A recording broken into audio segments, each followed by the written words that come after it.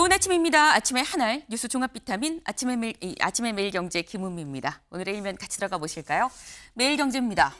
오늘 매일경제 일면은 저희가 사진 기사로 좀 준비를 했습니다. 한눈에도 보이실 거예요. 지금 산불이 전국적으로 좀 문제가 되고 있죠. 지금 이 사진은 이 경북 의성에서 난 대형 산불입니다. 지금 쭉 산불이 위를 향해서 오르고 올라가고 있는 모습을 한눈에 보실 수 있습니다. 그제 지난 22일에 발생했는데 아직도 타고 있다는 거죠. 근데 제가 말씀드린 것처럼 이게 지금 경북 의성만의 문제냐라는 겁니다. 다음 기사 볼까요? 서울신문입니다. 동시다발 산불, 축구장 만여 개 삼켰다라는 겁니다.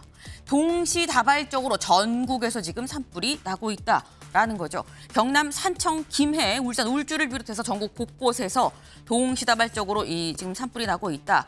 지금 축구장 10,000개 정도가 얼마큼 되는 거야? 라고 생각하실 수 있는데 8,000헥타르 규모라고 해요. 문제는 아직도 타고 있다는 게 진짜 큰 문제인 거겠죠.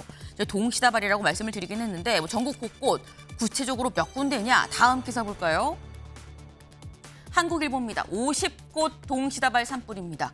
이게 약간씩 좀 이 보도가 좀 차이가 있어요. 어디는 42, 어디는 43, 48, 50곳. 이게 지금 제각각이 합니다만 대략 한 50곳 정도 해서 동시다발적으로 전국에 지금 계속해서 산불이 현재 타고 있는 중이라는 거죠. 문제는 이겁니다. 바람이 오늘부터 다시 거세질 예정이다. 바람이 이렇게 다시 거세지면 잦아들던 산불도 다시 또 힘을 얻어서 또 활활 타오를 수밖에 없는 상황인 거죠. 이걸 어떻게 해야 하느냐. 이 얘기를 잠시 뒤에 전문가 연결해서 좀 알아볼 수 있도록 하겠습니다. 다음 기사 볼까요? 조선일보입니다. 사법 슈퍼위크. 오늘은 한덕수, 26일은 이재명. 네, 이번 주 슈퍼위크다라고 진즉에 지난주부터 얘기가 나왔었죠. 오늘은 오전 10시. 한덕수 총리에 대한 탄핵 심판 선고가 있고요. 26일 수요일엔 이재명 대표의 이 선거법 항소심 선고가 있는 주다라는 겁니다. 네. 더불어서 이 뒤에는 윤 대통령의 탄핵 심판 선고도 이번 주에 있는 거 아니야라는 얘기까지도 나오고 있는 거죠. 사법 슈퍼위크. 특히나 오늘 있는 한덕수 총리의 이 탄핵 선고부터 이제 시작인 건데 여기에 모두의 이목이 쏠리는 이유, 물론 총리가 탄핵되느냐 마느냐도 상당히 중요한 부분이긴 합니다만 다음 기사 볼까요? 중앙일보입니다. 오늘 한 탄핵 선고, 계엄 위법성 첫 판단 가능성입니다. 한덕수 총리가 지금 이 탄핵안이 이 탄핵소추안이 지금 헌재로 넘어가 있는 여러 가지 이유 중에는 하나가 계엄의 위법성 부분도 사실 들어가 있다. 이거 방조한 거 아니냐, 공모한 거 아니냐라는 부분도 같이 지금 들어가 있는 거죠. 그렇기 때문에 이번 이 계엄이 위법하냐 아니냐의 헌재의 판단이 좀 드러나지 않겠느냐라는 겁니다. 네. 이 얘기도 저희가 잠시 뒤에 대담으로 좀 짚어보겠습니다. 다음 기사 볼까요?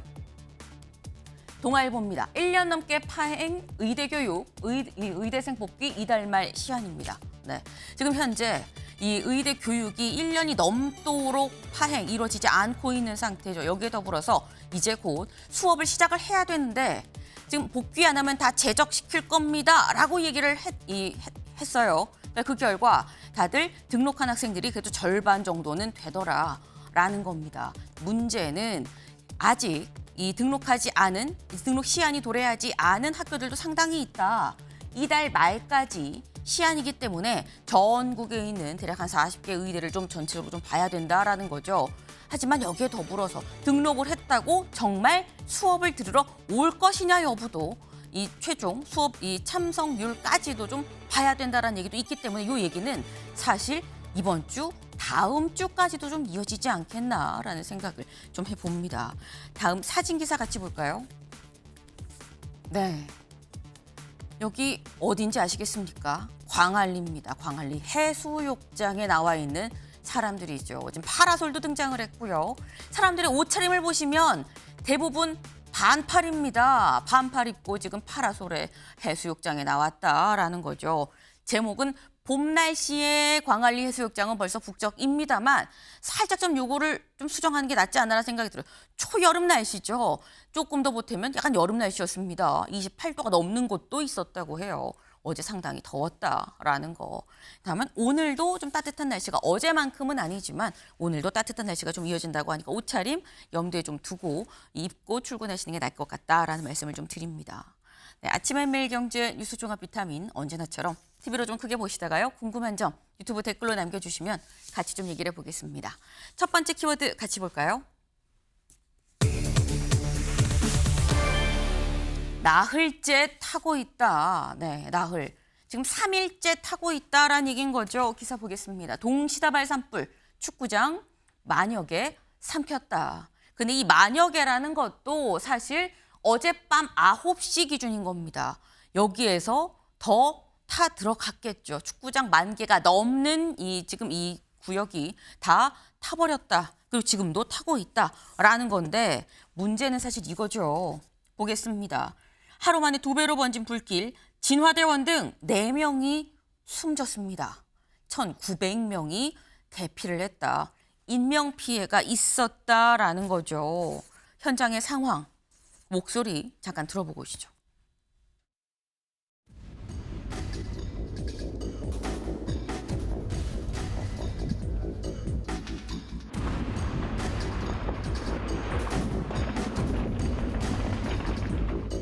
어, 30분마다 저 뒤쪽으로 이렇게 불이 연기나 이런 부분들을 계속 예찰을 하고 계속 이렇게 커지고 옮겨오고 이런 과정들을 계속 시시각각에 사진을 찍어가지고 불난다고 대피하고 그 잘하고 고맙지. 이장 참 잘한다.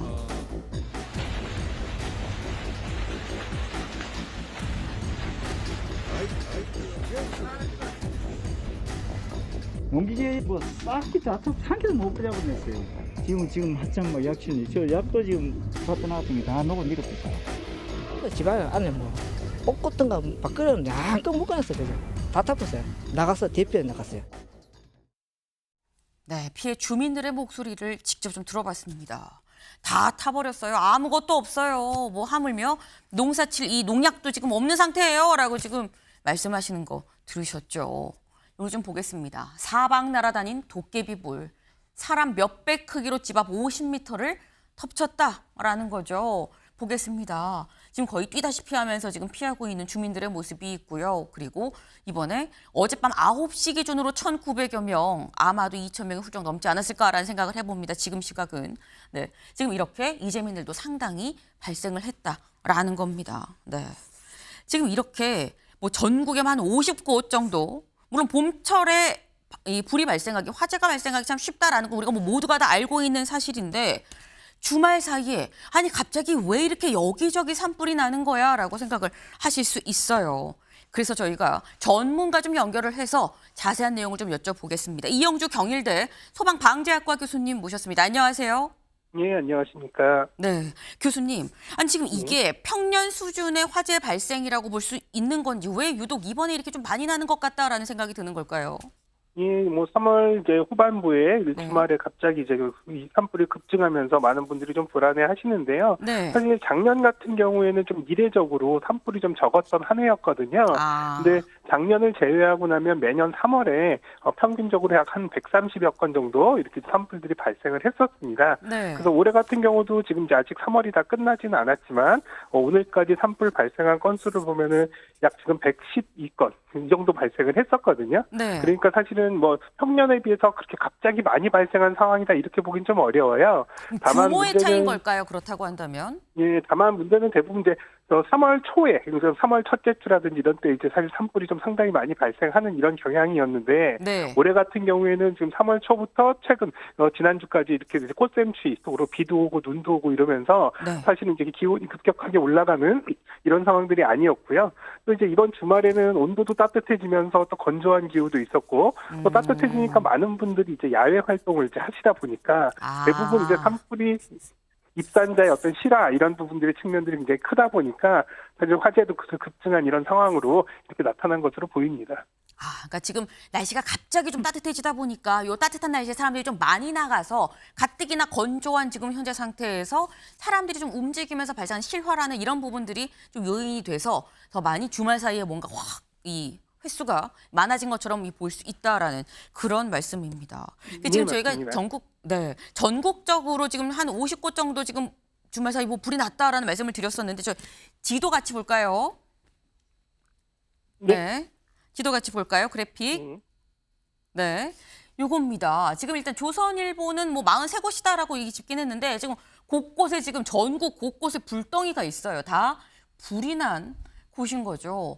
지금 전국이 건조특보 교수님께서 지금 말씀하신 것처럼 전국이 다 건조한 상태에서 사람들이 뭔가 움직이고 하면서 불똥이 튀기도 하고 뭐 쓰레기를 태우다가 뭐 그런 일이 있었던 거 아니겠느냐라는 건데 지금 이게 교수님 사실 겪지 않으면 당시 상황을 이해하기가 좀 쉽진 않은데 겪어보지 않는 사람들은 또 어떻게 생각할 수 있냐면 아니 불이 보이면 빨리 도망가면 되지 왜 도망을 못 가고 그러는 거야 라고도 생각을 할 수도 있어요.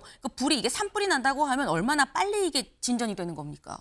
예, 뭐 산불이 생각보다 빨리 확산되고 또 이런 속도도 빠른 것들 이런 것들은 사실인데요. 다만 이제 산불로 인해서 인명 피해가 발생하는 경우 이런 네. 경우는 대부분 이제 이 일반 주민분들이나 입산자분들보다는 진압을 하기 위해서 투입된 이 진압 대원들의 어떤 부상이나 사망들이 이제 대부분이거든요. 네. 그렇다 하더라도 사실은 산불 속도 상당히 빠른 편인데요. 바람이 없는 상태에서 경사가 약 한 30도 정도 된다고 하는 이런 상황보다 바람이 한 초속 6m 정도로 분다고 하면 최대 한 26배 정도 확산이 더 빠른 이런 상황이 되거든요. 그래서 지금 1시간 동안에 산불이 이렇게 빨리 확산되면 약 한 900m 정도씩 피해 면적들이 넓혀져 가는 이런 상황들입니다. 그렇기 때문에 진압을 하는 과정에서 이런 산불들이 더 빨리 확산되기 때문에 끄기가 더더욱 어렵고 네. 또 진압대원들은 또 이제 확산되는 그 현장 속에 들어가서 진압을 하다 보니까 또 갑작스러운 바람의 변화라든지 또 확대가 빨리 되는 이런 상황에서는 위험에 이제 바로 터질 수밖에 없는 그런 어려운 상황이다. 이렇게 보시면 될 것 같습니다. 네. 그러니까 지금 사실 주민들은 대피를 하면 되는 건데 진화 작업을 하던 중에 불길에 둘러싸여서 사실 이 사고를 당하는 경우가 왕왕 있다라고 말씀을 하셨는데 실제로 이번 인명 피해 현황을 좀 같이 볼까요? 이번 인명 피해 4명이 숨지고요. 4분이 숨지고 지금 중상 5명, 경상 1명입니다. 6명이 다쳤다라는 거죠. 그런데 숨진 4명이 대체 어떤 사람들이냐 보면 진화 작업을 하던 60대 대원 3명 그리고 이들 인솔해서 이 불 속으로 들어갔던 30대 일반 공무원 1명이었다라는 거죠. 네. 그러다 보니까 여기서 드는 생각이 아니 진화 작업 이렇게 불길이 거셌다고 하는데 왜 다 60대 대원이 이게 들어간 걸까라고 생각을 할 수 있어요. 한 8명 정도 되는 대원들이었는데 대부분 환갑이 다 된 나이였었다라고 얘기를 하죠. 대체 왜? 다음 기사 좀 보겠습니다. 최악 산불 현장의 환갑 진화대원들, 불끌 청년이 없다라는 얘기가 나옵니다. 교수님, 그러니까 지금 이 산불 현장에 왜 이렇게 다 이 나이 환갑 가까이 된 이런 진화대원들, 청년이 아닌 환갑 가까이 된 진화대원들만 들어간 거냐라는 얘기인 건데 좀 구조적인 문제 같아요. 이건 어떻게 해야 되는 걸까요? 예, 실제로 이제 지상에서 대부분 이제 헬기를 이용한 이제 공중 진압이 산불의 주부를 진압하는데 주 네. 이제 이 진압 전술이고요. 사실 지상에서 이렇게 이제 산불 진압을 하는 이런 이제 대원들 같은 경우는 크게 둘로 나눠지게 됩니다. 산불 특수 진화대라고 하는 진화대가 있고요. 또 산불 공중 진화대라고 하는 진화대가 있는데 네. 공중 진화대 같은 경우는 이제 접근이 어려운 곳에 실제로 이제 이를테면 헬기라든지 이런 것들을 통해서 공중에서 직접 현장에 투입돼서 적극적인 현장 속에서 진압을 하는 이런 대원들인데요. 이분들 같은 경우는 대부분 이렇게 특수부대 출신이라든지 이렇게 이제 유경험자로서 젊은 분들이 상당히 많이 이제 보유가 되어 있습니다. 다만 그 숫자가 한 5, 60명 내외 정도밖에 안 되기 때문에 모든 산불에 투입되기는 좀 어렵고요. 말씀하신 대로 이렇게 환갑이 넘으신 이런 진화대원들 이 부분 대부분 이제 산불 특수 진화대 이런 분들인데요. 네. 이런 분들 같은 경우에 사실 좀 여러 가지 것들이 고려돼야 되는데 이런 분들을 선발할 때 첫 번째는 그 지역의 지형이라든지 산길이라든지 이런 상황들을 잘 아시는 분이어야지 산불이 발생했을 때 산에 가서 활동들을 하시는데 더 유리한 부분들이 있고 네. 또 한편으로는 이렇게 이제 그 지역 중심으로 이렇게 이제 사람들 이 진화대를 뽑다 보니까 사실은 이제 요즘 농어촌 지역에 이제 젊은 분들이 많지 않기 때문에 그쵸. 이런 여러 가지 요건들이 사실 고령인 분들이 사실 이렇게 이제 진화대의 활동들을 하시게 되는 경우들이 사실 이제 많은데요. 그러다 보니까 사실 이제 험준한 산 또 그리고 이렇게 장시간 연속적으로 이런 진압 작업들을 하시는 데는 상당히 좀 어려움이 있는 상황은 맞습니다. 그렇기 때문에 산불 특수 진화대도 사실 이제 최근에 이번에도 화재를 보시면 사실 야간에는 헬기가 뜨지 않으니까 진압 능력들이 상당히 많이 떨어지는 상황들을 이제 우리가 확인했잖아요. 네. 그렇기 때문에 이제 주간에 또 야간에 지상에서의 어떤 진압 능력들을 조금 더 상향하는 이런 노력들이 필요하다고 한다면 특수진화대의 이런 이제 연령 또 체력 또 그리고 전문성 그리고 여러 가지 장비 이런 것들을 조금 더 상향시킬 필요는 분명히 있다 이렇게 보겠습니다. 네, 지금 특수진화대를 좀 더 보강할 필요가 분명히 있다라고 말씀을 하셔서 이런 게 지금 이번 산불을 일단 첫 번째로는 끄는 게 좀 중요한 문제긴 하겠지만 이런 부분들을 좀 같이 이 제도적인 면을 좀 같이 좀 저희가 고쳐 나가야 다음 산불에 대한 어떤 예방이 될 수 있는 부분인 거겠죠. 네.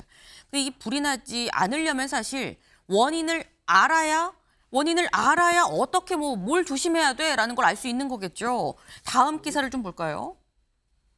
성묘객 실화, 과자 봉지 태우다가 불, 아궁이 마른 풀 넣고 이 마른 풀 넣고 부채질한 셈이다라는 거예요. 이게 지금 무슨 얘기냐? 이 경북 의성에 있었던 이 산불은 성묘객의 실화였었고요. 그리고 김해에서는 과자 봉지를 태우다가 쓰레기를 좀 소각하다가 난 불이었다라는 건데 제가 지금 전국적으로 다 지금 불이 났다라고 말씀을 드렸죠. 다른 이 산불은 원인 대체 뭐냐 같이 보겠습니다. 이거죠. 옥천에서 난 불은 영농 부산물을 태우다가 경남 산청 예초기에서 불씨가 튀어서 경남 김해 쓰레기 태우다가 울산 울주 용접하다가 불꽃이 튀어서 그리고 경북 의성이 성묘객 실화였다라는 거예요. 근데 교수님 이 원인을 보면 지금 뭐 사실 뭘 태우다가 불이 났다고 그러면 쓰레기 같은 거 밖에서 태우시면 안 돼요 라고 얘기를 할 수 있을 것 같은데 예초기 불씨 이 뭐 풀은 배긴 해야 되니까요. 예초기 불씨 뭐 용접 중에 불꽃 난 건 이거는 사실 이 농민이 자기네 집 근처에서 이 용접을 하다가 난 불꽃이 거기로 불티가 날아간 거거든요. 이건 어떻게 해야 되는 겁니까? 예, 실제로 이제 용접 작업, 용단 작업의 불기 이런 것들은 사실 꼭 이런 산불이 아니더라도 일반 공사 현장이라든지 또 일반 건축물에서 사실 이렇게 건조한 기후에 화재의 원인이 되는 아주 주요한 요인 중에 하나인데요. 그렇기 때문에 사실은 뭐 이런 것들을 안 할 수 없으니까 꼭 또 부득이하게 하셔야 된다 그러면 주변에 충분히 물을 뿌려서 주변으로 혹시라도 불똥이라든지 불티가 날아가더라도 네. 이런 것들이 착화되지 않게끔 충분히 대비를 하시는 것들도 중요하고요. 또 이제 뭐 이런 작업들을 할 때 불꽃이 피지 않게끔 불꽃 방지포라고 하는 이제 불꽃들을 막아주는 이런 이제 장비들이 있건지 이런 것들도 좀 구비하셔서 네. 위험에 대한 부분들을 조금 대비하시는 것들도 필요하고 또 작업하는 주변에 이를테면 이제 소화라든지 소화기 같은 것들도 비치하셔서 혹시라도 불이 옮겨졌을 때 빨리 초동 대응해서 초동 진압을 할 수 있게끔 조치를 하시는 것들 이런 것들이 이제 가장 중요해 보이는데요. 더더욱 가장 중요한 건 요즘 같은 시기에 이제 건조주의보라든지 특보 또는 또 산불 경보 같은 것들이 내려지면 이런 작업들을 하실 때라도 가급적이면 바람이 없는 날 그리고 사실은 이런 날이 아닌 다른 날을 좀 선택하셔서 하시는 것들도 좀 중요한 어떤 안전 예방에 대한 어떤 방법이다 말씀드리겠습니다. 네, 지금 조목조목 여러 가지 말씀을 해주셨어요. 일단 바람이 불지 않을 때, 뭐 불꽃이 튈 수 있는 작업이라고 하면 바람이 불지 않을 때 하는 게 좋고, 그리고 설록한다고 해도 이 겉에 이걸 예방할 수 있도록 방지하는 이 장비가 있으니까 그걸 좀 같이 구비하고 하는 게 좋겠다. 그리고 혹여나 불이 난다고 해도 즉각적으로 끌 수 있도록 소화기나 불을 끌 수 있는 걸 항상 옆에 준비를 해두면 더더욱 좋겠다라는 말씀이셨습니다. 감사합니다, 교수님. 예. 네. 제가 아까 일면 소개하면서 말씀을 드렸죠. 오늘 바람이 더 거세진다라고 합니다. 부디 불길이 더 커지지 않고 인명피해 없이 빨리 화재가 좀 진압될 수 있기를 바라봅니다. 다음 키워드로 넘어가 볼까요? 잠시 후 10시입니다. 잠시 후 10시 뭐가 있길래 기사 보겠습니다. 사법 슈퍼위크 오늘은 한덕수 26일은 이재명 오늘은 한덕수 총리의 탄핵 심판 선고가 잠시 뒤인 오전 10시에 있을 예정이다라는 거죠. 현재 시각 8시 19분을 막 넘어가고 있습니다. 이제 2시간도 채 남지 않았다라는 거죠. 네. 대체 잠시 뒤인 그럼 10시 어떤 결론이 날 것이냐. 권성동 원내대표는 이렇게 전망을 했어요. 잠깐 들어보고 오실까요? 여러분들 생각하기에도 굉장히 늦었다고 생각하죠. 평의도 끝난 지가 오래됐는데 헌재가 아마 정치적인 이유로 선고를 미루다가 여론의 문매를 맞고 마지못해 월요일 날 선고일로 잡은 것 같습니다. 각하나 기각 예상하시나요? 저는 뭐 100% 기각이라고 보고 있습니다. 이런 가운데 내일 이변이 없는 한 한덕수 총리께서 87일 만에 대통령 권한대행으로 복귀할 전망입니다. 헌재 결정이 너무 늦었다는 아쉬움이 남습니다. 정당 차원의 장애 집회와 정략적인 정치행위 일체를 중단하고 모두가 한자리에 모여 국가적 재난 극복에 집중할 것을 호소합니다. 네, 권성동 원내대표 이렇게 얘기를 하죠. 이변이 없다면 오늘 한덕수 총리가 다시 복귀를 할 거다. 기각이나 각하 결정이 나올 거다라고 얘기를 했습니다. 사실 앞서서 권성동 원내대표가 뭐라고 얘기했었냐면 내가 이 내부에서 나온 얘기를 전에 듣기로는 벌써 다 얘기가 끝났다는데 왜 선거 안 내는 겁니까? 라는 얘기를 했었어요. 그런데 그러고 난 다음에 어제 얘기하기로는 이변이 없다면 복귀한다라고 얘기를 했습니다. 김광선 변호사님. 권성동 원내대표는 내가 알기로는 이미 기각이나 각하로 다 안에서 결정이 됐다고 난 들었어요라는 취지인 거거든요. 어떻게 전망하십니까 오늘? 저는 개인적으로는 네. 각하님이 기각 결정이 나온다고 보고 있어요. 그리고 이제 대부분의 전문가랄지 법조인들도 각하나 기각 결정이 나올 것이라 이렇게 예상을 하고 있죠. 그래서 일단 다 복귀 준비까지 하고 있는 걸로 알려져 있습니다. 이제 그 이유는 여러 가지가 있지만 일단 첫 번째는 탄핵소추 사유와 관련해서 이게 이제 헌법 법률 위반이냐 이런 문제가 있거든요. 그런데 전체적으로 보면 대통령 권한대행으로서 어떤 헌법재판관을 임명하지 않은 기한이 굉장히 작고 또 상설특검이랄지 이런 거에도 마찬가지고 그다음에 법률은 거부권 행사했잖아요. 김건희 여사 특검법, 최상병 특검법 이런 것들 또 국무회의 소집과 관련해서 대통령과 내란죄의 공범이다 이런 식으로 탄핵소추 사유에 적시를 했는데 지금 수사 결과랄지 전체적으로 보면 내란죄가 아니고 비상계를 말렸다는 취지 아닙니까? 이제 그렇기 때문에 탄핵소추 사유는 거의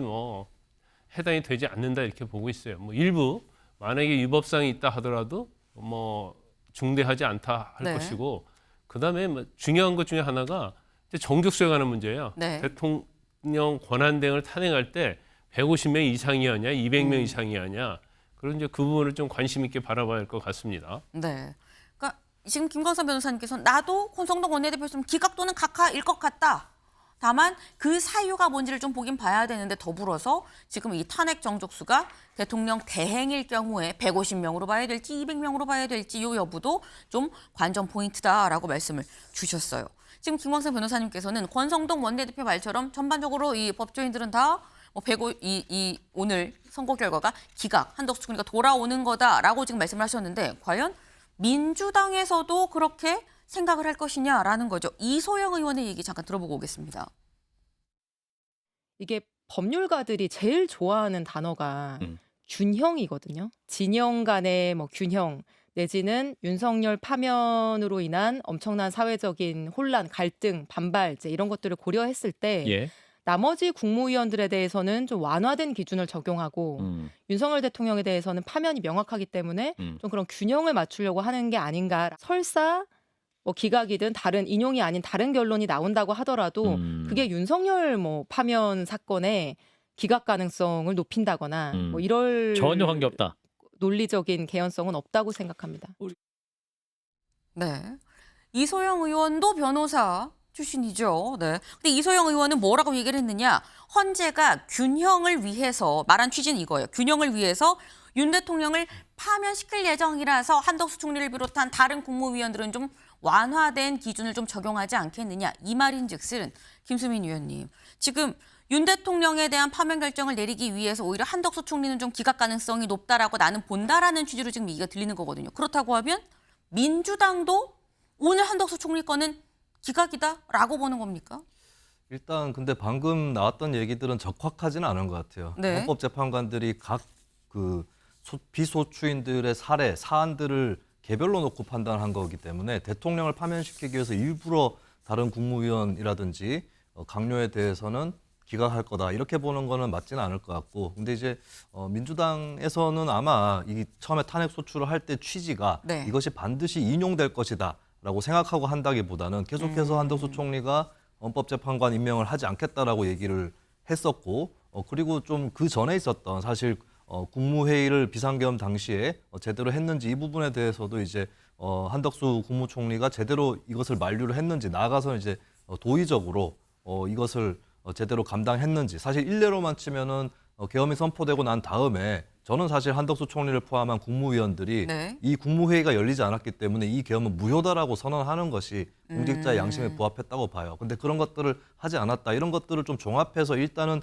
직무를 정지시킨다라는 이 차원에서 했다고 보기 때문에 야권에서도 이게 기각이 반드시 될 거다, 인용이 될 거다 네. 이렇게 믿고 있지는 않은 것 같고 이제 야권이 대비를 해야 될 일은 또 기각이 되면은 이것이 잘못된 탄핵 소추였다 이런 공세들이 많을 텐데 사실은 검사 3인 탄핵 소추의 결과만 보더라도 거기도 보면은 기각은 시켰지만 그렇다고 해서 탄핵 소추권이 남용된 것은 아니다라는 네. 취지의 판단이 나왔거든요. 그런 부분들을 부각시키면서 그래도 어쨌든 그 파면감은 아니었으나 직무정지 정도는 시킬 수 있는 사안이었다. 이런 식으로 이제 논리를 좀 대비를 하지 않을까 그렇게 전망을 합니다. 네. 민주당에서도 당연히 한덕수 총리에 대한 이 탄핵안이 인용이 될 거라고 생각하고 낸 건 아니었을 거다. 다만 어떤 이 징계, 처벌의 어떤 그런 경고성의 느낌으로 내면이 있기 때문에 일단 직무를 정지하기 위해서 낸 측면이 있다라고 지금 말씀을 하셨어요. 근데 지금 전반적으로 여야 할 것 없이 오늘 잠시 뒤에 나올 결론, 대략 1시간 반 뒤에 나올 결론은 기각 혹은 각하, 어쨌건 다시 한덕수 총리가 복귀하는 방안이 될 거다라는 말씀인 건데 실제로 총리실도 다 함께 써볼까요? 총리실 한덕수 복귀 기대 대국민담화 NSC 소집 준비. 총리실에서도 한덕수 총리가 복귀할 준비를 미리미리 하고 있다라는 거죠. 여기 좀 보겠습니다. 한덕수 총리 기각 각하되면 바로 정부 청사로 출근할 예정이다라는 거예요. 담화문의 내용도 대략적으로 이런 게 나올 것 같다라는 거죠. 담화에선 국민 통합을 우선 강조하지 않겠느냐. 그리고 트럼프 등 해외 정상이랑 통화도 추진을 할 거다. 하지만 이런 걸 준비하지만 대외적으로 총리실은 차분히 결과를 좀 지켜보고 있습니다. 라는 입장을 내놨다라는 거죠. 네. 지금 이 한덕수 총리, 이 총리실에서는 당연히 복귀를 하지 않겠느냐라는 생각을 좀 갖고 있는 것 같아요. 그래서 좀 이것저것 좀 준비를 하고 있다라는 건데 여기 좀 사진을 같이 보겠습니다. 어제 날씨가 좋았죠. 광안리 해수욕장도 북적북적할 만큼. 한덕수 총리도 공관에서 산책을 하는 모습이 운동복을 입고 산책을 하는 모습이 포착이 됐습니다. 근데 한 총리 얼굴에 표정은 사실 없어요. 김수민 의원님. 한덕수 총리는 선고 D-1일 어제 공관을 산책하면서 무슨 생각을 하고 있었을까요? 네, 일단 세간의 예상으로도 기각 쪽이 조금 더 우세한 그런 상황이거든요. 네. 그러면 본인 입장에서는 더더욱 기각을 자신을 하고 있을 거다라고 볼 수가 있는데, 근데 뭐 이걸 꼭 좋아할 일만은 아닌 것이 사실 이제 선고 결과에도 기각이라고 하면서도 이런 것이 담겨져 있을 수도 있어요. 헌법재판관을 임명하지 않은 것은 어쨌거나 잘못이다. 이런 취지의 내용은 들어갈 수 있는 것이고, 그리고 선고 내용보다 한 총리한테 더 중요한 부분은 복귀를 하고 나서의 상황이겠죠. 사실 지금까지 권한대행을 맡고 있었던 최상목 권한대행도 헌법재판관 불임명 문제로 지금 탄핵소추안이 발의가 돼 있는 상태고, 그리고 본인도 이걸 복귀를 했을 때 지금 국가 경제 어려운 상황이라든지 이런 것들 다 대비를 해야 되는 거고, 또 이제 만약에 그 헌법재판소에서 윤석열 대통령 파면 결정을 내리게 되면 또 조기 대선으로 들어가야 되는데 그것을 또 대비해야 되는 부담이라든지 이런 것들 여러 가지 복잡한 생각에 잠겨져 있을 거다. 그런 차원에서는 뭐 이게 종합적으로는 무표정으로 나타나는 것이 아닌가 그렇게 보여집니다. 네, 한덕수 총리 굉장히 많은 생각을 하지 않았을까 싶습니다. 서로 내가 기각이 돼서 다시 청사로 돌아간다고 해도 내 앞에 펼쳐져 있는 이 많은 것들을 어떻게 헤쳐나가야 할 것이냐라는 생각이 많지 않았을까라는 생각을 해봅니다. 그런데 이 한덕수 총리에 대한 선고, 저희가 사실 대부분 뭐 기각 돌아오지 않겠어라고 얘기를 합니다만 그럼에도 불구하고 주목하는 이유가 있죠. 왜? 다음 기사 보겠습니다. 이거죠. 오늘 한덕수 탄핵 선고, 윤계엄 위법성 헌재 판단 윤과 한덕수 총리의 선고를 보면 윤 대통령에 대한 탄핵 심판 선고 헌재가 어떻게 판단하고 있는지, 계엄의 위법성 부분을 어떻게 판단하고 있는지 좀 윤곽이 드러나지 않겠느냐라는 겁니다. 왜? 한덕수 총리가 지금 현재 받고 있는 이 혐의라고 할까요? 이 탄핵 소추 이유 중에 하나가 계엄에 뭐 동조했다라는 그런 부분이 같이 있었던, 동조, 방조했다라는 부분이 같이 지금 들어있는 거죠. 불법 계엄인데 왜 동조했느냐라는 건데 이게 불법인지 아닌지를 판단하지 않겠느냐라는 겁니다. 계엄 실제 판단 때는 윤 대통령한테도 이게 적용될 수 있는 부분이라는 거죠. 구체적으로 그럼 계엄의 위법성 뭘 보고 알 수 있냐? 저희가 보통 이걸 얘기를 합니다. 저희가 보통 얘기를 할 때 국무회의의 이 절차적 정당성을 좀 갖고 갔느냐라는 얘기를 하는 건데 김광삼 변호사님, 계엄 선포 국무회의 절차적 요건을 헌재에서 지켰다고 볼까요? 안 볼까요? 일단요, 이제 지금 탄핵 소추 중에 하나가 네. 국무회의를 소집해서 윤 대통령의 내란 행위와 공모, 묵인, 방조했다. 이게 탄핵 소추 사유 중에 윤 대통령과 겹치는 부분이거든요. 네. 그런데 이게 묵인, 방조를 따지려고 하면 그 전제로서 이제 비상계엄이 유헌 유범이냐 이걸 따져야 하기 때문에 여기서 비상계엄에 대해서 어떤 판단을 하느냐에 따라서 윤 대통령에 대한 탄핵 심판의 결과도 달라질 것이다. 이렇게 예상을 하는 거고요. 그다음에 두 번째는 이제 국무회의를 소집했잖아요. 그럼 국무회의 때 뭐 공모, 묵인, 방조했다고 하는데 이 국무회의가 실질적으로 요건을 갖추었느냐 이제 그 부분도 판단할 가능성이 커요. 이것도 윤 대통령의 비상계엄의 절차적 요건인 국무회의 심의 이거와 연계성이 있다고 볼 수 있고, 그다음에 세 번째가 그 내란죄 처리 부분인데 네. 지금 한덕수 권한대행에 대해서도 탄핵소추 사유 중에서 내란죄가 아니고 내란 행위가 들어가 있었는데 이제 그 부분을 철회했고 또 대통령에서는 내란죄를 철회했잖아요. 네. 그래서 이 부분도 사실은 겹치긴 하는데 앞에 제가 말씀드린 뭐 비상계엄의 유연 유법성 그리고 국무회의 심의 이게 실질적으로 있었느냐 없었느냐 이걸 제쳐두고 네. 그건 이제 판단을 할 거니까 그 내란죄 관련된 부분은 사실은 한덕수 총리의 탄핵 소추 사유 중에서 내란 행위 자체는 내란죄도 아니고 내란 행위거든요. 이게 본질적 부분이 아니에요. 그렇지만 대통령의 탄핵 소추 사유에서 내란죄는 본질적 부분이기 때문에 네. 이걸 같이 볼 수는 없어요.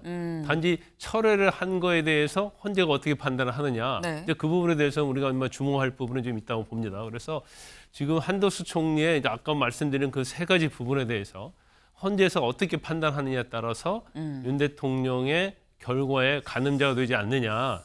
그렇게 지금 뭐 얘기를 많이 하고 있는 거고. 근데 경우에 따라서는요. 비상계엄이 유헌이냐 유법이냐 이걸 판단하지 않고 아예 네. 그냥 국무회의 과정에서 뭐 공모나 뭐 묵인 방조가 없었다. 그래서 비상계엄이 설사 유헌인 유법이다 하더라도 판단을 하지 않고 보류하고요. 네. 그렇게 갈 가능성도 커요. 왜냐하면 여기서 딱 판단 내려버리면 네. 대통령의 탄핵 심판과 관련된 거에서 추론을 해볼 수가 있고 그렇기 때문에 또 어떻게 보면 한덕수 권한대행에서는 그 부분을 구체적으로 판단 안 해도 결정이 가능하기 때문에요. 그럼 요것만 짧게 하나 더 여쭤볼게요, 김 변호사님. 네. 지금 말씀처럼 위법이라고 하더라도라고 얘기하고 다음 이 판단으로 넘어갈 수 있다라고 말씀하셨는데 아까 말씀하신 것 중에 이번 탄핵안 150표가 정족수냐 200표가 정족수냐라는 것도 같이 걸려 있는 거거든요. 그러면은 만약에 다른 게 다 위법이라고 해도 정족수가 200이어야 되는데 150만 넘었기 때문에 이거는 뭐 판단할 수 없는 부분입니다라고 나올 가능성도 있는 겁니까? 그 가능성도 충분히 있죠. 아마 충분하다. 헌법재판관 중에 일부는 네. 그런 의견을 내고 있는 것 같아요. 근데 이제 그건 다수가 되어잖아요. 네. 그래서 각하로 갈 가능성이 정말 있느냐 없느냐 그건 뭐 결과를 지켜봐야 하는데 네. 이제 각하가 돼버리면 아까 제가 말씀드렸던 쟁점 이런 것들을 판단할 필요가 없어요. 그렇죠. 실체적인 판단이거든요. 절차에서 문제가 있기 때문에 그런데 또 각하가 되냐 기각이 되냐 이게 상당히 또 논란의 소지가 있는 것이 각하가 돼버리면 국회에서 한 탄핵소추 의결이 무효가 되는 거거든요. 네. 그러면 이제까지 권한대행 직무정지된 상태에서 최상목 권한대행이 한 행위 자체가 이게 유효하냐 무효하냐 그런 또 논란이 있을 수 있어요. 이제 기각이 된다고 하면 그 논란은 좀 별로 없을 거예요. 네. 근데 각하가 돼버리면 이제 법적으로도 그런 논란에 휩싸일 가능성이 크죠. 네. 지금 말씀은 각하가 되면 오히려 논란이 커지기 때문에 오히려 기각적으로 갈 가능성이 높지 않겠느냐라는 취지의 말씀을 하지만 각하도 전혀 가능성이 없는 건 아니다라는 말씀을 지금 하셨는데 말씀하신 거는 다른 것도 뭐 봐야 되지만 내란죄 부분이 상당히 핵심이 될 수 있다라는 말씀을 하셨어요. 이게 약간 조선일보의 오늘 보도와 좀 맥을 같이 합니다. 조선일보 뭐라고 얘기를 했는데 내란죄 철회가 핵심 쟁점이다. 헌재가 어떻게 판단할지 관심이다라는 거예요. 요거 사실 이 김수민 위원님 지금 뭐 윤 대통령 한덕수 총리 다 요 내란죄 부분 철회했는데 요거 오늘 관련해서 입장이 나오지 않겠느냐 요걸 뺀 거에 대한 헌재의 입장이 나오지 않겠느냐라는 전망이 있거든요. 그런데 내란죄 형법상 내란죄를 탄핵소추 그 사유서에서 뺀 거 이 네. 부분은 진작부터 쟁점이 됐던 거고 이것 때문에 각하가 될 거라면 결정은 일찍 났을 것이다라고 저는 생각을 합니다. 그리고 네. 이 동일 사실의 범위를 침해하지 않는 그 한도 내에서 적용 법조를 철회하는 거는 형사재판과 탄핵심판에서 다 가능한데 형사재판에서는 공소장 변경을 하죠. 법원의 허가를 얻어서. 근데 탄핵심판은 더 쉬워요. 탄핵심판에서 적용법조 철회하는 거는 탄핵 소추 사유를 철회하는 것보다 더 못 미치는 것으로 해석이 됩니다. 실제로 네. 2015년에 헌법재판소에서 발간했던 주석서에도 그렇게 나오고 국회가 추가로 의결을 해야 되는 것은 새로운 탄핵 소추의 소추 사유를 추가하는 거. 네. 이 정도에서 국회가 새로 의결을 해서 그걸 추가를 할 수 있을 뿐이지 동일 사실 범위 내에서 적용법조를 빼는 것은 공소장 변경을 형사재판에서 하는 것보다 더 쉬운 것으로 그렇게 보이거든요. 그렇다면은 이런 뭐 기존의 어떤 법적 해석이라든지 또 지금까지 취해왔던 헌법재판소의 태도랄지 이런 것들을 봤을 때는 형법상 내란죄 때문에 이것을 각하시키지는 않을 것이다라고 좀 전망을 하는 게 맞는 것 같고 형법상 내란죄는 이제 같은 사실 범위 내에서 이거에 어떤 법조를 적용을 할 거냐 이 문제에서 비롯된 것이기 때문에 자꾸 80%가 없어져 버렸다 이런 식으로 몰아가는데 사실 범위는 똑같아요. 똑같은 사실 범위 내에서 적용 법조만 달라진 겁니다. 네. 다시 말씀드리지만 그거는 탄핵 소추 사유를 철회한 것보다 더 낮은 수준이다. 그것이 헌법재판소 주석서에도 이미 나와 있는 부분이다. 이걸 좀 말씀드립니다. 네. 그러니까 지금 말씀은 내란죄 철회 부분이 그렇게 빅딜이 아니다, 큰일이 아니다라고 지금 말씀을 하신 거예요, 김광삼 변호사님 짧게. 근데 내란죄 철회는요 한덕수 권한대행 사건에 있어서는 그건 본질적인 부분이 아니에요. 그래서 철회를 했다고 해서 이게 기본적 사실이 동일하지 않다 이렇게 볼 수가 없기 때문에 이 부분이 철회됐다고 해서 아마 뭐 각하된다 할지 그건 아니에요. 정적수와 관련된 문제만 있지. 하지만 이제 대통령에 대한 부분은 탄핵소추 결의 당시에 이게 본질적인 부분이었다 하면 네. 결의에 영향을 미칠 수 있잖아요. 그러면 이건 뭐 각하 사유도 될 수 있는 그런 상황이다 이렇게 말씀을 드립니다. 아니다. 윤 대통령 상황에서는 각하 사유도 된다라는 말씀이에요. 사실 이런 부분은 오늘 지금 말씀을 들어보면 한덕수 총리 거만 보고도 사실 알 수가 없는 거다라는 말씀이기 때문에 요거는 실제로 윤 대통령 선거가 좀 같이 좀 짚어서 봐야 되겠다라는 생각을 좀 해봅니다. 근데 그렇다고 하면 대체 윤 대통령 선거는 언제 나냐라는 거죠. 조선일보 오면 같이 볼까요? 여기서 말고.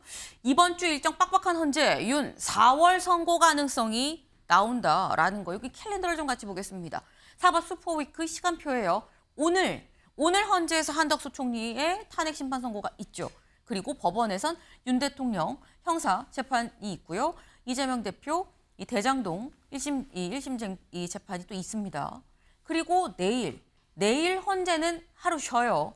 그래서 민주당에서는 요날 빨리 윤 대통령 선고를 해야 되는 거 아니냐라고 얘기를 하고 있는데 요날 이재명 대표 법원에선 또 대장동 관련해서 1심 재판이 또 있다라는 거. 수요일에 이재명 대표가 선거법 위반 2심 선고가 있죠. 이재명 대표 2심 선고가 있는 수요일 또 이날은 마침 고교생 학력평가가 있습니다. 때문에 이날 나오진 않지 않겠느냐. 집회 시위가 있기 때문에 윤 대통령에 대한 선고가 없을 것이다. 그럼 목요일은 정기적으로도 선고가 있는 날이죠. 일반 사건들에 대한 정기 선고가 있는 날. 그럼 금요일이냐라는 거예요. 현재로선 이날 있는 거 아니야 라는 건데 이날 못하면 4월로 넘어간다. 3월 28일에 못하면 이튿날 29일, 30일은 다 주말이기 때문에 할 수가 없죠. 당연히 4월로 넘어갈 수밖에 없는 건데 근데 4월로 넘어간다 그러면 사실 이거는 김수민 위원님 4월 18일에 문영배 이미선 재판관이 퇴임을 하거든요. 시간이 정말 사실 없습니다. 네, 일단 근데 이게 언제 결정을 하는 게 좋은 것이냐 이건 말할 수 없는 것이 현재 네. 평의가 세간의 예상보다 길어지고 있는데 왜 그쵸. 길어지고 있는지 이 부분은 우리가 알 수가 없는 것이거든요. 네. 그리고 계속해서 논의를 할 수밖에 없다면은 그거는 끝까지 논의를 해야 될 일이고 저는 일부러 뭐 의견이 갈려 있는데 억지로 8대0으로 모으기 위해서 평의가 길어지고 있다고 보지는 않습니다. 만약에 그렇다면 그냥 갈려 있는 대로 그냥 선고를 하면 되는 거고 사실 네. 아직까지 판결은 하지 않았거든요. 그런 상황에서 뭔가 계속 논의를 하기 위해서 길어지고 있다라고 보여지는 건데 이견이 있어서 지금 길어지는 거다. 네, 근데 그 이견이 사실 인용이냐 기각이냐 이게 갈려 있다기보다는 네. 사실 수사 기록을 증거로 채택을 했거든요. 근데 수사 기록 굉장히 방대하고 또 수사 기록하고 변론 내용하고 부딪히는 부분들이 있습니다. 그러면 증거 능력은 인정한다고 쳐도 네. 증명력이 어느 정도냐 이 증거로 사실에 인정하는 기여를 어느 정도 따질 거냐 이 부분에서는 의견이 갈려 있을 가능성 이런 것들이 있는 것이죠. 근데 다만 이게 너무 길어지게 되면 국민들도 납득하기 어려운 것이 포고령이라든지 여기서 이미 윤석열 대통령이 군경에서 국회 활동 금지를 명령한 거 아니냐. 국회나 선관위 당일날 통화로 무슨 말을 했는지 이게 중요한 것이 아닌데 왜 이렇게 결정이 늦어지는가 이런 불만들은 커지지 않을까 그렇게 보고 저는 뭐 4월 18일까지 막 넘기고 이런 시나리오는 거의 없을 거라고 보고 네. 뭐 이번 주 아니면 다음 주가 되지 않을까 그 정도로 전망을 해봅니다. 지금 이번 주 금요일 아니면 다음 주 뭐 초중반에는 나오지 않겠느냐라는 취지로 지금 말씀을 하셨어요. 근데 일각에선 오죽하면 우스갯소리로 문영배 이미선 재판관이 18일까지 근무하고 퇴임을 하는 거면 남문연차 다 쓰고 퇴임해야 되는 거 아니냐. 그럼 사실상 4월 초까지 나와야 되는 거 아니냐. 이런 우스갯소리도 나오는 상황입니다. 김강삼 변호사님, 4월 초냐 중순이냐 사실 요것도 좀 달라요. 어떻게 전망하십니까?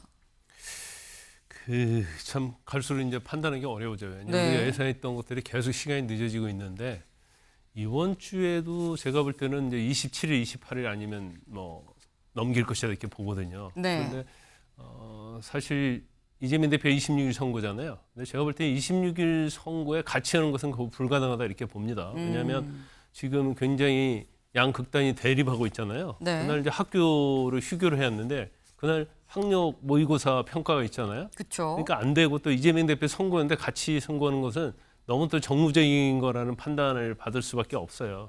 그리고 뭐 내일 선거인데 내일 선거는 이미 물이 건너갔다 이렇게 볼 수 있을 것 같고 27일 선거가 그 정기적인 선거인데 이때 보통 한 50건에서 60건 선거가 되거든요. 네. 근데 이 선거 날이 이미선 문영배 재판관이 마지막으로 선거할 수 있는 날이에요. 27일이. 네. 그래서 제가 볼 때는 내일이나 모레 네. 27일 선거를 그대로 하겠다고 하면 네. 공지가 되면 네. 27일은 안 되고 28일도 안 될 가능성이 크다. 그렇지만 27일 선거가 공지가 안 된다고 한다면 네. 27일이나 28일 선거될 가능성이 크다. 아하. 그렇지만 이제 현재 확률적으로 보면 이번 주는 넘어갈 가능성이 크다. 왜냐하면 이번 주에 27일, 28일 선거할 것 같으면 네. 한덕수 권한대행 선거를 오늘 하지 않을 것이라고 봐요.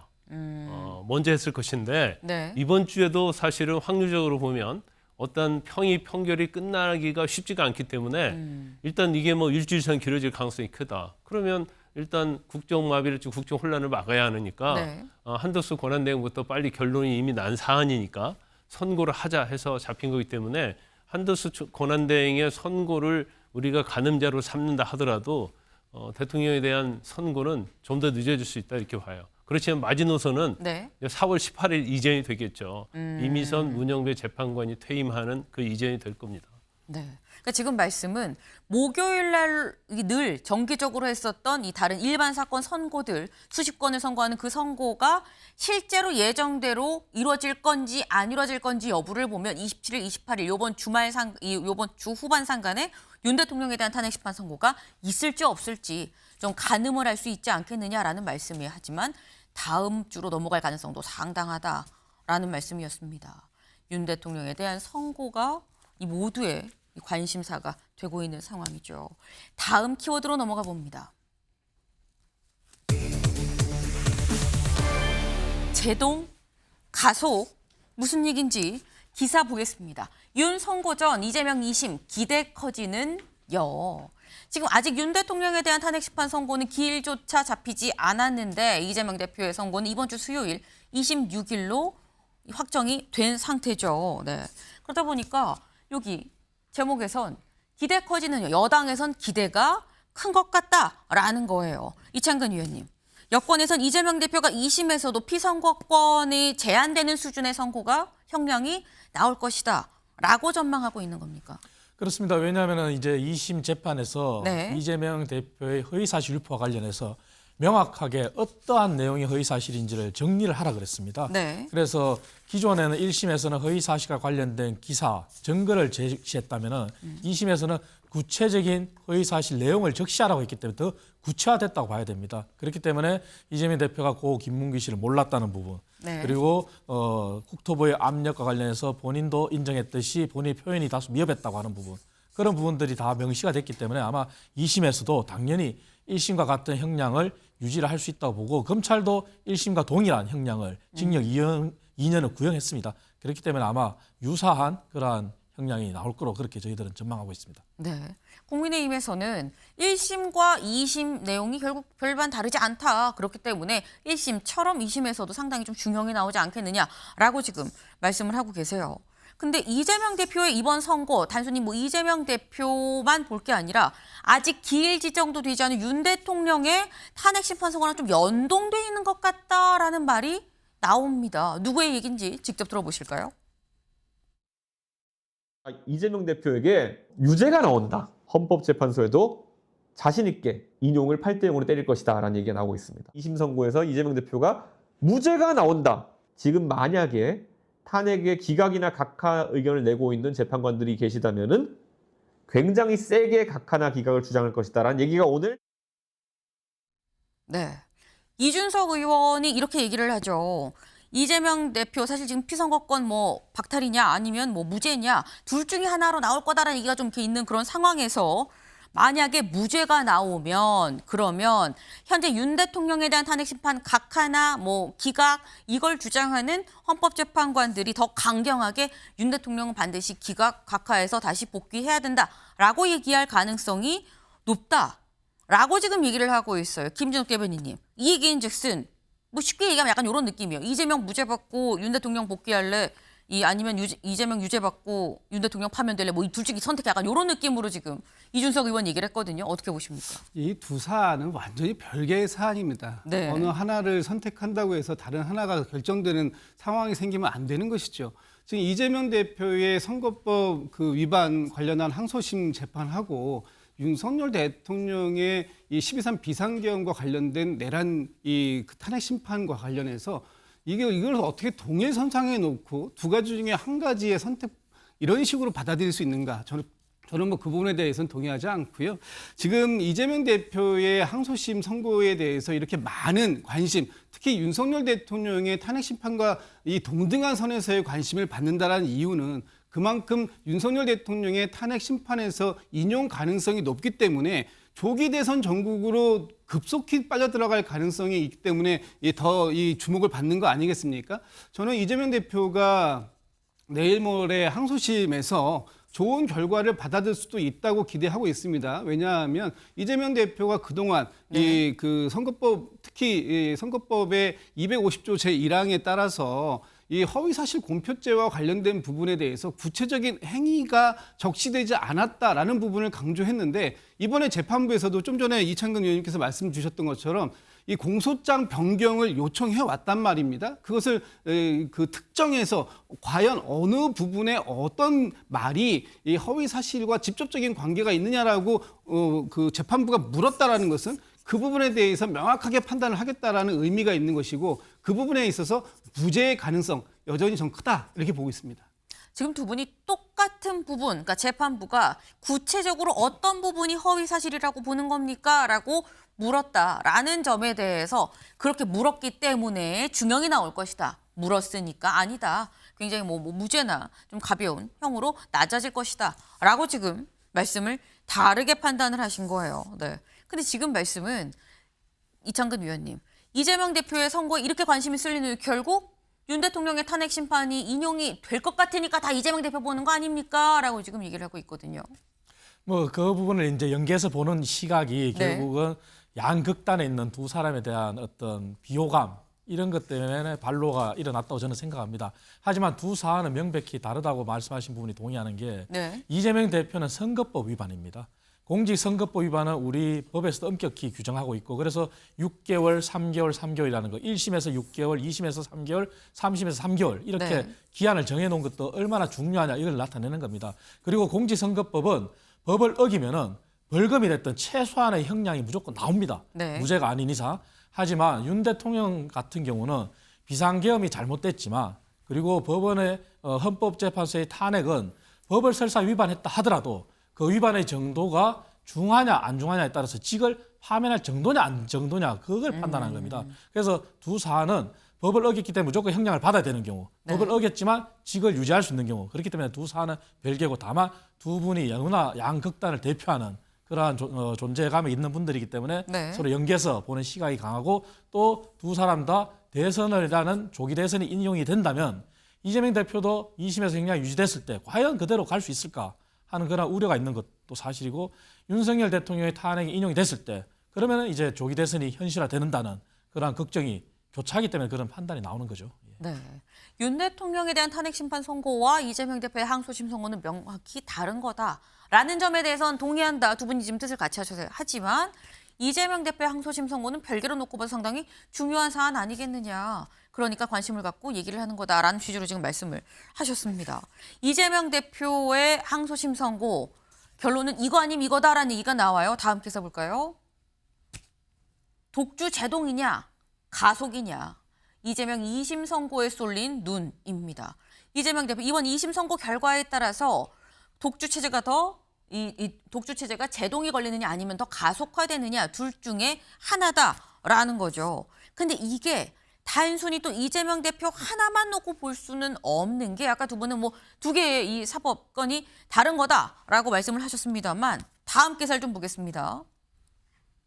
이재명 2심 윤 탄핵 심판 선고 결과 따라 정치권 경랑 예고입니다. 이 두 개가 지금 맞물려서 4개 정도의 경우의 수가 지금 나와요. 뭐가 나오느냐 보겠습니다. 이재명 대표가 피선거권이 만약에 박탈되는 중형을 항소심에서 받을 경우에 이렇게 할 때 윤 대통령 파면된 비명개발 후보 교체론이 상당히 불붙지 않겠느냐. 반면에 윤 대통령이 복귀하면 보수 입지가 더 강해질 거다. 여기는 피선거권 박탈인데 여기는 이 복귀를 하면 보수 입지가 강해질 거다. 하지만 또 이 반대로 이재명 대표가 피선거권 유지하는 경우 이런 경우에 윤 대통령이 여기서 이런 경우 파면으로 결정이 났을 땐 이재명 대소론을 더 확실하게 굳힐 거다. 독주 체제가 강화될 거다. 윤 대통령 복귀 땐 여야의 극단 대치가 더 심화하지 않겠느냐. 각각 2개와 2개, 그러니까 합쳐서 한 4개의 경우의 수가 지금 나왔는데 여기에 대해서 김준욱 대변인님, 4개 중에 어떨 가능성이 가장 높다고 보십니까? 저는 저희 이재명 대표에 대해서는 피선거권 유지되는 네. 최악의 경우라고 하더라도 이재명 대표가 대법원의 판단이 남아있기 때문에 네. 이재명 대표의 피선거권은 유지가 되는 상황일 것이고요. 윤석열 대통령에 대한 그 헌재에서 인용 결정이 난다고 한다면 이재명 대표의 독주 체제 이것은 그 굳건하게 경고히 유지가 될 가능성이 크다라고 보고 있고 설령 이재명 대표에게 피선거권이 박탈되는 형, 소위 얘기해서 벌금 100만 원 이상의 형이 나올 경우, 그럴 경우라고 하더라도 어느 정도의 출렁임이 있을 수 있겠지만 윤석열 대통령이 이 탄핵 심판에서 인용이 돼서 바로 조기 대선 체제로 들어간다 그러면 과연 이 짧은 30일의 경선 기간 동안에 이재명 대표에 대해서 과연 어떤 이 후보 교체론이 나올 수 있을까 하는 부분에 있어서는 지금의 민주당, 특히 이재명 대표의 이 리더십이 견고한 상태를 유지하고 있는 상황에서 그리 쉽지는 않아 보인다라는 것이 일반적인 평가인 것 같습니다. 네. 그러니까 지금 말씀은 설혹 최악의 경우로 판단을 해서 이재명 대표가 피선거권이 박탈되는 형이 항소심에서 나온다고 해도 그게 대법원에서 확정된 게 아니기 때문에 조기 대선이 열리면 얼마든지 후보로 나가지 않겠느냐. 비명개발 후보 교체론 글쎄 이거 그렇게 힘받지 않을 거리라는 취지로 말씀을 하셨어요. 이창금 위원님. 비명계의 후보 교체론 사실 지금 말씀하신 것처럼 비명계가 다 지금 너무 제각각이고 지금 현재 힘의 이 우위로 봤었을 때는 너무 압도적으로 이재명 대표가 다 이 체제를 갖췄기 때문에 과연 후보 교체론이 일 수 있겠느냐라는 시각도 있습니다. 어떻게 보세요? 조기 대선을 전제로 했을 때는 아마 지금 말씀하신 것처럼 네. 후보 교체론에 대해서는 회의가 드는 것도 사실입니다. 왜냐하면 그 정도로 민주당은 이재명 대표의 1인 정당, 독재 체제가 갖춰졌기 때문입니다. 하지만 대선을 조기 대선을 전제로 하지 않았을 경우에 네. 만약 이재명 대표가 피선거권을 박탈할 정도의 형을 받았다. 그랬을 때 아마 민주당이 굉장히 경랑으로 휩싸일 겁니다. 왜냐하면 조기 대선이 전제로 안 됐을 때는 3심 대법원 선고는 날짜와 관계없이 그대로 유지될 가능성이 크거든요. 네. 하지만 조기 대선을 가정을 한다 하더라도 이재명 대표가 만약 2심에서 중형을 받았을 때 아마 민주당 내에서는 아무리 설사 독재 체제 1인 정당 체제가 갖춰졌다 하더라도 네. 현실적인 금전적인 부분이 고려가 될 수밖에 없을 겁니다. 그래서 이재명 대표의 형이 최종 확정됐을 때는 지난 대선 때 보전받았던 약 430억 원을 다시 도로 환원을 해야 됩니다. 네. 그 돈을 환원하려면 아마 민주당이 아마 당사도 정리해야 될 것이고 아마 그럼에도 불구하고 그 돈을 마련할 수 없을 수도 있습니다. 네. 그러한 부분들이 아마 이제는 후보 교체론 아니면은 어떤 양보론 이런 부분이 지금은 미약하지만 네. 정말 현실화됐을 경우에는 그 부분도 아마 고개를 들 수는 있을 것이다. 그리고 그것이 현실적인 금전적인 부분과 결부된다면 더 걷잡을 수 없이 퍼질 수도 있다. 저는 그렇게 보고 있습니다. 아하, 지금 조기 대선이 전제되지 않은 상황에서도 과연 이재명 대표가 굳건할 수 있겠느냐고 위치가. 그리고 실제로 이게 경제적인 부분, 금전적인 부분을 현실적으로 400 몇십억을 지금 토해내야 될 수도 있는 상황에 부딪혔다고 하면 과연 당내에서 흔들림이 없겠느냐라는 말씀을 또 하셨어요. 그런데 이런 이재명 대표에 대해서 갑자기 안철수 의원이 어제 기자회견을 열고 이렇게 얘기했습니다. 들어보실까요? 이재명 대표께 분명히 말씀드립니다. 이제 그만하시고 정계에서 은퇴하십시오. 도대체 무엇을 위해서 대통령이 되려는 것입니까? 이 대표는 이미 전과 사범의 범죄자이며 12개의 범죄 혐의자입니다. 12개의 혐의에 대한 법적 판단도 끝나지 않은 상황에서 대선에 출마하는 것은 민주주의의 기본 정신을 정면으로 반하는 것입니다. 네, 안철수 의원 어제 기자회견을 해서 윤 대통령 탄핵 심판 선고 관련인가라는 생각들을 아마 많이 하시지 않았을까 싶은데 김진욱 대변인님, 이재명 대표 정계 은퇴하라고 얘기를 했습니다. 글쎄요, 뭐 너무 뜬금없이 말씀을 주셔서 어떤 네. 취지로 이해될지는 모르겠습니다만 지금 이재명 대표가 여야 이 잠재적 대권 후보군을 통틀어서 가장 경쟁력이 높은 후보로 평가받고 있지 않습니까? 그 후보를 넘어설 수 있는 방법이 다른 그 정상적인 경쟁으로 안 되니까 이재명 대표를 정계 은퇴시키는 방법을 선택하신 것 같습니다만 지금 안철수 의원께서 2012년 대선부터 해서 이번에 도전하시면 4번째 도전입니다. 지난 3번의 도전에서 국민들에게 평가를 받지 못했다면 그렇다면 안철수 의원이 이번 그 4번째 도전할 게 아니라 10년이 넘는 도전 동안 안 됐으면 이제 정계를 은퇴하는 것도 고민해 봐야 되는 단계가 아닌가라고 역으로 질문할 수 있는 분들도 꽤 있으실 것 같아요. 뭐 이 정상적인 경쟁 관계에서 국민의 선택을 받아야 되는데 그 본인이 출마를 안 하시면서 은퇴해라라고 주장하실 수는 있습니다만 출마를 하실 것 같으면 국민에게 평가받는 방식을 선택하는 것이 올바른 그 길이 아닐까라는 생각을 해봅니다. 네, 지금 안철수 의원 입장에 사실 역공을 약간 당한 약간 그런 느낌도 없잖아 있습니다. 본인이 정계를 은퇴해야 되는 거 아니냐라고 생각하는 사람도 있다라고 또 말씀을 하셨어요. 네. 이 정계 은퇴 얘기까지 갑자기 나온 이런 상황, 사실 이런 게 다 이재명 대표의 또 2심 선고에 쏠린 눈, 네, 이 일환이다라고도 볼 수도 있는 거겠죠. 다음 키워드로 가볼까요? 망언집 대 홍보집입니다. 무슨 얘기냐 여기 좀 보겠습니다. 권성동 원내대표 손에 책 한 권을 들고 있죠. 이게 뭐냐? 써있죠. 이재명 빨간색으로 스타카토 딱 정가 찍혀 있어요. 망언집이라고 딱 적혀 있습니다. 네, 이재명의 138가지 그림자라고 지금 적혀 있어요. 망언집이다라고 이 권성동 원내대표가 망언집을 냈다라고 얘기를 하고요. 근데 여기에 대해서 반대로 민주당에선 홍보집이다라고 얘기를 하고 있습니다. 먼저 권성동 원내대표 얘기 들어보고 오시죠. 제가 오늘로 원내대표직을 맡은 지 100일이 됐지만 이재명 대표가 쌓아온 표리부동한 언행과 정치 행태를 뒤쫓기에는 역부족입니다. 이에 저는 오늘 이재명 망언집 초판본을 여러분과 함께 공유하고자 합니다.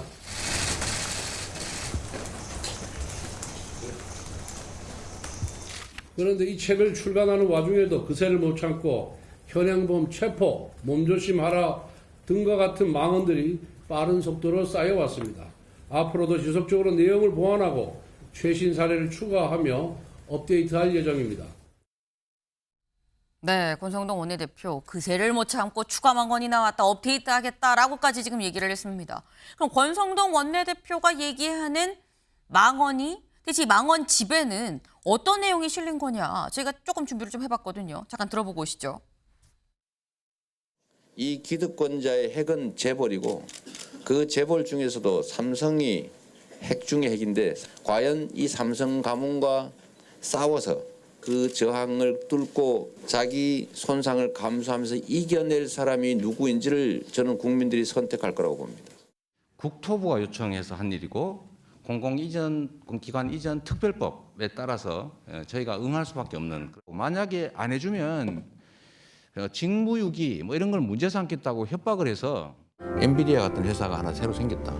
그중에 국민의 지분이 30%다. 그래서 그 70%는 민간이 가지고 30%는 국민 모두가 나누면 굳이 세금에 막 그렇게 의존하지 않아도 되는 상황이 오지 않을까요? 최상목 대통령 직무대행은 지금 이 순간부터 국민 누구나 직무유기 현행범으로 체포할 수 있기 때문에 몸조심하기 바랍니다. 네. 지금 국민의힘에서 얘기하는 망언, 뭐 지금 138가지다라고 했는데 그중에 제가 몇 개만 지금 들어봤습니다. 김진욱 대변인님. 국민의힘에서는 지금 들은 거 망언이다라고 얘기를 하고 있어요. 근데 국민의힘에서는 망언이라고 하는데 왜 그 민주당 지지자들은 좋아할까요? 왜냐하면은 이재명 대표의 저 말들이 그 명언이다 이렇게 얘기를 하는 거예요. 그리고 명언이다. 지금 망언집에 들어있다고 하는 내용들 중에는 이재명 대표의 발언만 소개하는 건 아니라 그 발언의 의미, 내용까지 해설해주는 그런 내용들이 들어있기 때문에 오히려 그 국민의힘에서 이재명 대표를 도와주기 위해서 책까지 발간해 주는구나 이런 비판이 나오고 있고, 또 국민의힘 지지자들 사이에서는 이거 뭐 하는 짓이냐, 빨리 책 다 내려라 이런 얘기가 나오고 있다는 뜻은 이게 권성동 원내대표의 뜻대로 이재명 대표의 어떤 발언을 잘못됐다라는 것을 부각시켜 주려고 하는 게 아니라 오히려 반대의 효과만 가져왔다. 그래서 오히려 이 국민의힘 지지자들에서 권성동 원내대표한테 이재명 대표하고 학교에서 뭐 선후배 관계라더니 정말 도와주려고 그러는 거 아니냐 이런 얘기까지 나왔다고 하는 거 보면 뭐 국민의힘에서는 이재명 바라기 하는 건 좋은데 이재명 대표에게 너무 큰 도움을 주시고 있는 게 아닌가 이런 생각도 해봅니다. 네, 지금 말씀은 이재명 망언집이 아니라 이재명 명언집 아니냐 뭐 이런 말씀을 지금 하셔서 실제로 박경미 대표님 뭐라고 얘기를 했느냐 같이 볼까요? 이재명 대표 홍보집이라고 제목 고쳐도 된다. 국민의힘은 이재명 대표의 사생팬입니까? 라고 얘기를 했어요. 국정민생 나몰라라 하면서 오직 야당 대표를 물고 늘어지는 데만 혈안이니 안쓰럽고 안심하다. 지금 이거 우리는 땡큐다라는 뭐 약간 이런 입장이에요, 이창근 위원님.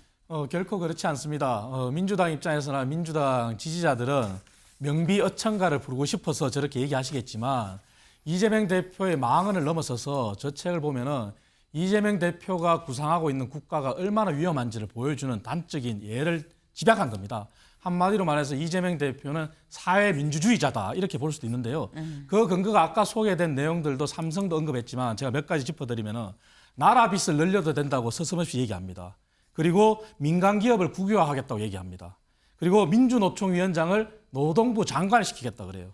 그리고 합법적인 파업 보장법을 만들겠다 그래요. 그리고 2022년도 대선을 부정선거다 그렇게 주장하고 법치를 부정하고 판결을 부정합니다. 그리고 사드를 부정하고 김일성, 김정일을 칭송하는 대목도 있습니다. 그리고 택시를 도시의 탄광이라고 비하합니다. 이러한 정도의 말이 얼마나 대한민국을 사회민주주의로 만들고 이재명 대표가 그리는 국가가 얼마나 위험한지를 단적으로 보여주는 거다. 그래서 명비여창가를 부르기 전에 이재명 대표가 그리는 국가가 국가와 국민을 위해서 얼마나 피해를 주는지를 민주당이 되돌아보길 바랍니다. 네, 이게 어떻게 명언집이 될 수 있느냐, 망언집이지라고 말씀을 하셨어요. 이재명 대표를 지지하는 사람한테만 명언집일 거다라는 취지로 지금 말씀을 하셨는데 아까 저희가 지금 들어본 국민의힘에서 주장하는 이재명 대표의 망언이라고 얘기하는 것들 중에 하나가 바로 K-엔비디아 발언이 있었죠. 근데 관련해서 다음 기사를 좀 볼까요? 이재명 하라리, 유발 하라리를 만나 K-엔비디아 얘기했다가 공산주의자라고 비난받았습니다. 라고 얘기를 했다라는 거죠. 직접 보고 오시죠. 그래서 얼마 전에 제가 예를 들면 알 수 없는 영역에 인공지능 관련 산업 또는 기업에 대규모 투자를 국민의 국부펀드로, 국민의 자본으로, 국가 자본으로 투자를 해서 그 지분을 상당 부분 확보하는 게 어떨까. 세금을 걷는 것도 하나의 방법이지만 아예 사업 자체에 공공이 참여하는 건 어떨까 이런 생각을 해봤습니다. 이건 어떻게 생각하십니까? 제가 그 얘기했다가 공산주의자라고 비난을 많이 받았어요. 네, 이재명 대표 유발 하라리를 만나서 세계적 석학이죠. 만나서 내가 K 엔비디아 얘기했다가 공산주의라고 비난받았는데 어떻게 생각하세요? 라고 지금 얘기를 했어요. 근데 이런 또 이재명 대표를 보고 유승민 전 의원이 SNS에 뭐라고 올렸느냐 같이 볼까요? 잘못한 발언은 주워 담든지 그것도 싫으면 가만히 있으면 되는데 왜 M1 외국인 붙잡고 편들어달라고 떼쓰는 겁니까? 라는 글을 또 올렸습니다. 김준욱 대변인님. 왜 M1 외국인 붙잡고 편들어달라고 떼쓰는 거예요? 라고 유승민 의원이 얘기를 했습니다. 유발 하라리 작가가 M1 외국인입니까? 네. 세계적인 석학으로 인정받고 있는 분이고 저분이 쓰신 책을 우리 국내에서도 수많은 분들이 사서 읽지 않았습니까? 그렇다면 그분의 생각이 어떤 생각인가도 궁금하겠죠. 그분에게 물어봤습니다. 국가가 국부 펀드를 만드는 것 이것이 잘못된 것이냐라고 하니까 저분이 이렇게 얘기하죠. 내가 경제 전문가는 아니지만 실질적으로 국가의 어느 정도의 관여는 필요하다. 그런 부분들에 대해서 얘기를 한 것이 어떻게 M1 외국인에게 도움을 달라고 편들어 달라고 얘기한 것이 되겠습니까? 그러니까 뭔가 지금 우리나라의 국가 경영에 대해서 뭐 잘못 생각들을 하고 계시는데 좀 전에 민간 기업에 대한 국유화를 이재명 대표가 얘기했다고 하는데 민간 기업을 국유화하겠다고 한 적이 없습니다. 엔비디아 국유화 그 지분을 정부가 뺏겠다 이런 거 아니지 않습니까? 오히려 그런 기업에 투자하는 것을 국부 펀드를 만들어서 공공의 영역을 더 추가하자라는 것이 어떻게 이것이 이 공산주의자고 사회주의자가 될 수 있는지 저는 제 상식으로는 도저히 납득이 되지 않는다 이런 말씀 드리고 싶습니다. 네, 유발 하라리가 그냥 외국인이냐. 당연히 하라리의 어떤 이 생각 견해는 중요한 판단 기준이 되지 않겠느냐라고 또 말씀을 하셨어요. 네. 지금 이 이재명 민주당 대표 쪽에서도 사실 지금 이 대선을 위해서 조금 이 차근차근 뭔가 준비를 하고 있는 그런 상황이죠. 네.